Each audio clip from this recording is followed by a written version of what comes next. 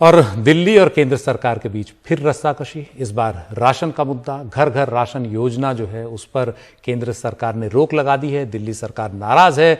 BJP का कहना है कि राशन का घोटाला करना चाहती है आम आदमी पार्टी, और केजरीवाल कह रहे हैं कि प्रधानमंत्री ने केंद्र सरकार ने जानबूझकर उनकी इस योजना पर अड़ंगा लगाया जो गरीबों को घर घर तक राशन पहुंचाना चाहती है। घर घर राशन योजना को लेकर दिल्ली सरकार और केंद्र के बीच टकराव बढ़ता जा रहा है। दिल्ली के मुख्यमंत्री ने केंद्र पर राजनीति करने का आरोप लगाया है।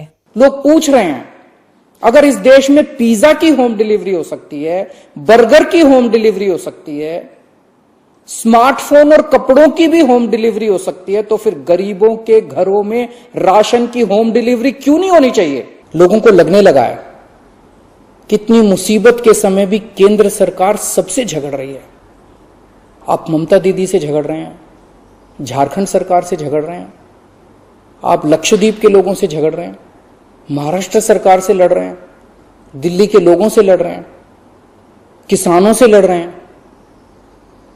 लोग इस बात से बहुत दुखी हैं सर कि केंद्र सरकार सबसे लड़ रही है। ऐसे देश कैसे चलेगा? आप हम सबसे क्यों लड़ रहे हैं? हम सब आपके ही हैं, हम सब भारतवासी हैं। ऐसे में हम सब आपस में लड़ेंगे तो कोरोना से कैसे जीतेंगे? दिल्ली सरकार की घर घर राशन योजना से दिल्ली के 72 लाख लोगों पर प्रभाव पड़ेगा, जिनके पास राशन कार्ड हैं और उन्हें गेहूं, चावल और चीनी हर महीने मिलता है। दिल्ली सरकार की योजना घर तक राशन पहुंचाने की है। अभी उन्हें सरकारी दुकानों से लेना पड़ता है। आम आदमी पार्टी ने 2020 के चुनाव में इसे लेकर वादा किया था और इस साल मार्च में लॉन्च करना चाहती थी। केंद्र ये कहकर योजना पर आपत्ति कर रहा है कि दिल्ली सरकार अतिरिक्त शुल्क लेगी जो राष्ट्रीय खाद्य सुरक्षा कानून के खिलाफ है। केंद्र का ये भी कहना है कि एक केस इस मामले में हाई कोर्ट में है। अरविंद केजरीवाल जी का ये जो स्कीम है, जो घर घर राशन वाला स्कीम है, उसमें एक बहुत महत्वपूर्ण बात है, उसको बड़ी चतुराई के साथ अरविंद केजरीवाल जी ने छुपा दिया।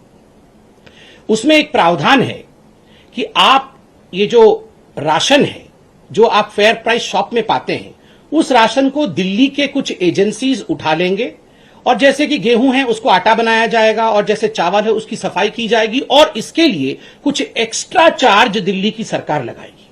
देखिए, नेशनल फूड सिक्योरिटी एक्ट में कोई भी एक्स्ट्रा चार्ज के विषय में नहीं बताया गया है कि कोई एक्स्ट्रा चार्ज कोई भी राज्य लगा सकती है। जो केंद्र के नियम है उन्हीं केंद्र के नियम के मुताबिक चलना पड़ेगा। एक्स्ट्रा चार्ज कोई लगा नहीं सकता है। दिल्ली सरकार केंद्र पर भेदभाव के आरोप लगा रही है। भारतीय जनता पार्टी की हरियाणा सरकार हरियाणा के गरीब लोगों से 3 रुपए राशन की पिसाई लेती है और राशन की दुकानों पे आके लोगों को वो राशन की जगह आटा उठाना पड़ता है, अगर मिलता है तो। दिल्ली सरकार का प्रपोजल कहता है कि हम केवल 2 रुपए पिसाई लेंगे और राशन घर पे दे के आएंगे। हम केवल उस आदमी से 2 रुपए चार्ज करेंगे पिसाई के। आपने 3 रुपए कर रखा है और आपकी भारतीय जनता पार्टी की कई सरकारें पूरे देश में 3-3 रुपए ले रही है गरीब लोगों से। राशन डीलर इस योजना का विरोध कर रहे हैं। उनका कहना है कि उनके काम पर असर पड़ेगा। वहीं फूड राइट से जुड़े कार्यकर्ताओं का कहना है कि गरीबों को सियासत की वजह से ये झेलना पड़ रहा है। हमारी दुकान में लगभग 2 से 2.5 हजार लोग दिल्ली के अंदर राशन की दुकानें चलाते हैं और इन दुकानों पे लगभग 8 से 10 हजार परिवार जुड़े हुए होते हैं। एक दुकान पे औसतन लगभग 3 लोग कार्य करते हैं। इस योजना, अगर ये योजना लागू हो जाती तो इतने लोगों के पेट पे लात पड़ती। लोग जो दिल्ली की झुग्गी बस्तियों में रहते हैं, जिनके पास राशन कार्ड है, वो काम पर जाते हैं, तो यदि वो काम पर गए हों और राशन पीछे से आए तो क्या होगा? उसी तरह से यदि किसी को 40 किलो राशन मिलना है, 50 किलो राशन मिलना है किसी परिवार को और कम राशन आता है, 10 ही किलो मिलता है, तो वो क्या करेंगे? सिमिलरली गुणवत्ता का एक बड़ा मुद्दा है कि अगर खराब राशन आता है तो लोग क्या करें? क्या उसे रखें या वापस भेज दें?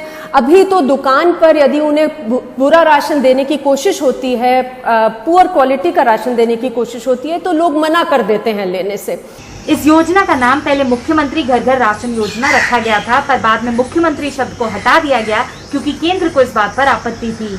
इस योजना की घोषणा हुए 1 साल से भी ज्यादा हो चुका है, पर अब तक ज्यादा ध्यान उसकी राजनीति पर दिया गया है, न कि इस बात पर कि लोगों को मूलभूत सुविधाएं जल्दी कैसे प्रदान करनी है। नई दिल्ली से सुकीर्ति द्विवेदी, एनडीटीवी इंडिया के लिए।